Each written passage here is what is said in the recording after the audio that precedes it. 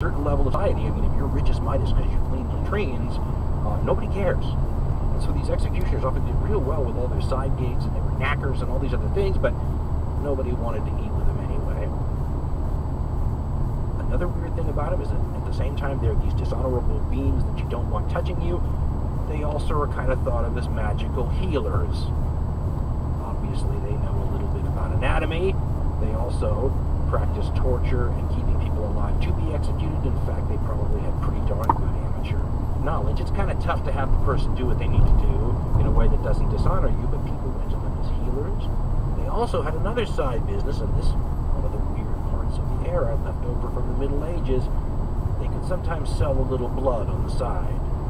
The blood of the condemned was often thought to have magical properties, especially for epileptics, and at a lot of these executions, people rush the scaffold to get a hold of some blood, and the smarter, more entrepreneurial executioners usually have their assistants already in advance, ready to go, basically saying something like, hey, who paid? Okay, they get one. I mean, sort of a Dracula side gig selling blood, but, supply and demand and all that.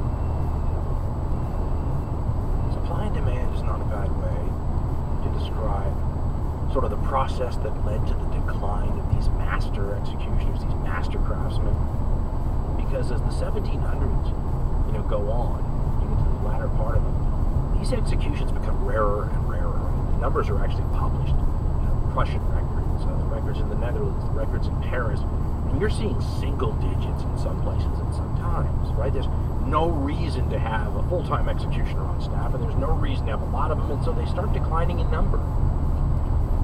Some of them probably making professional, attempts at the side gigs to make those work full-time, but you end up with fewer of these people, and as time goes on, they're getting older. One of the histories I read had a letter from one of these old executioners trying to assure a potential employer that he's still got it, right? Essentially said something like, I know I'm old, I know the sword is heavy, but, it's like riding a bicycle.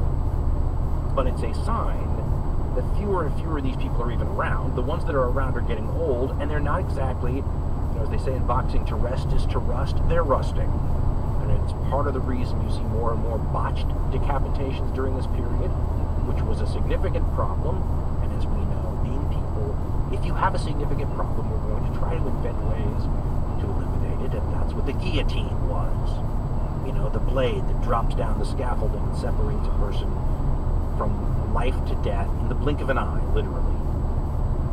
That's an attempt to cut out the human equation. Believe it or not, as bad as that looks to us now, it was a step forward in sort of man's progress towards